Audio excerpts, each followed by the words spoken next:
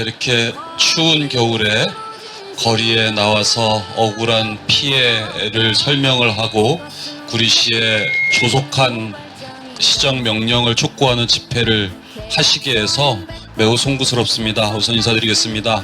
구리시 의장 신동아입니다. 반갑습니다. 안녕하세요. 사실 구리시의 재정 자립도가 30%가 안 됩니다. 그래서 갈매동에 자족시설 용지를 만들어서 좋은 기업들, 벤처기업, 유능한 중소기업을 유치해서 구리시의 자족 기능을 높이려고 한 구리시의 원대한 꿈이 있었습니다. 또 거기에 발맞춰서 구리시의 모든 그 조건들을 믿고 입지해 주신 여러분들께 우선 송구하다는 말씀 드립니다. 더더군다나 슈벨라인 지식산업센터는 구리시의 공기업인 구리도시공사가 지분 참여를 한 사실상 공공개발의 형태를 띈 사업이기도 합니다. 그럼에도 불구하고 이렇게 말도 안 되는 입주자의 불이익을 주고 있는 행위에 대해서 구리시가 묵인하고 있고 아무 말도 하지 않고 있는 상황에 대해서 매우 송구스럽게 생각합니다.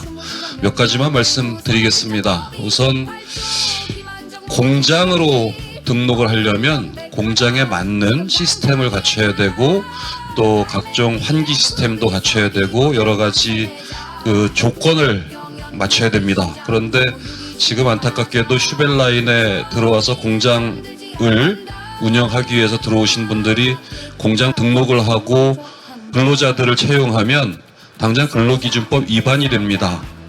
환기 시스템도 갖추지 못하고 곰팡이가 나 있는 그런 현실에서 공장으로 등록할 수 없습니다. 그러면 그 책임은 1차적으로는 그 공장을 운영하려고 하는 사람에게 있지만 그렇게 공장으로 분양을 해놓고 공장으로 등록할 수 없도록 건물을 지었다면 이건 명백하게 사기 분양이라고 저는 생각을 합니다.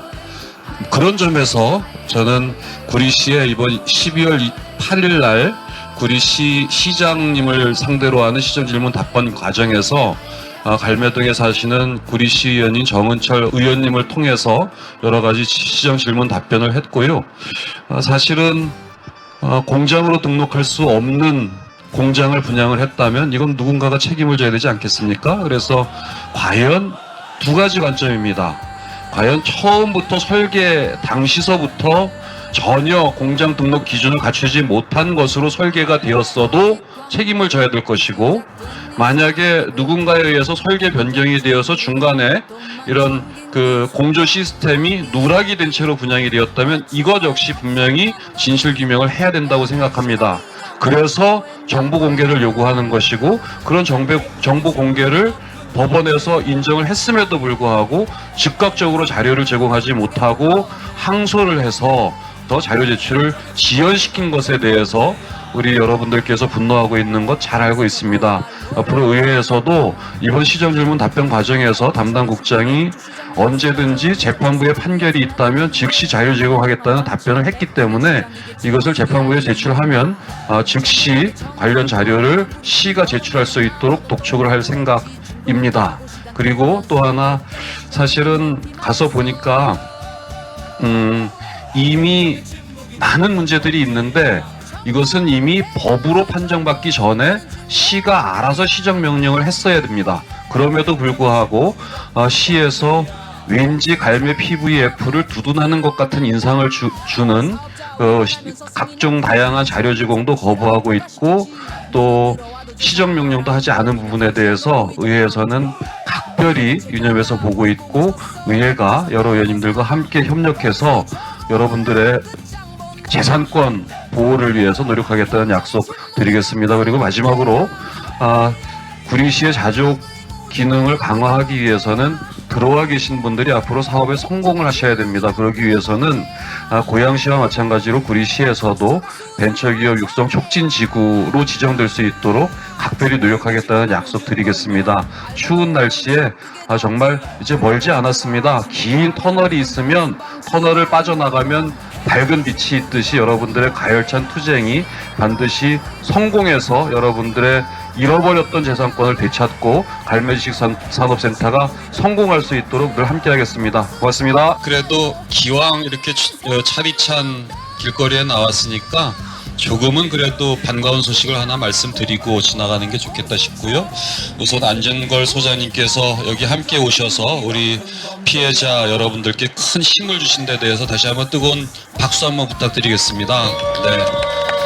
그리고 안진걸 소장님께서 시장이 안 하면 의회라도 나서야 될 거 아니냐 그런 말씀을 하셔서 12월 8일 날 시장과 시정질문 답변 과정에서 아까도 말씀드렸습니다만 처음부터 공장에 반드시 필수적으로 설치되어야 될 환기 시스템이 설계에 누락된 채로 건축허가가 나갔다면 근본적인 문제고, 중간에 설계 변경이 되어서 사기 분양을 했다면 그것 역시 중대한 범죄 행위다 이렇게 생각을 해서 이 핵심 책임을 묻는 과정에 가장 중요한 증거물인 그 설계 변경 도서, 처음에 건축 허가 난 도면, 또 중간에 설계 변경이 되었다면 왜 설계 변경이 되었는지 하는 설계 변경 사유, 그리고 나중에 준공 도면 사이의 차이점을 분석을 하면 어디에서 문제가 있었는지 분명히 밝혀질 것이고, 그래서 대책위에서는 설계 도서 일체를 자료 요구한 것인데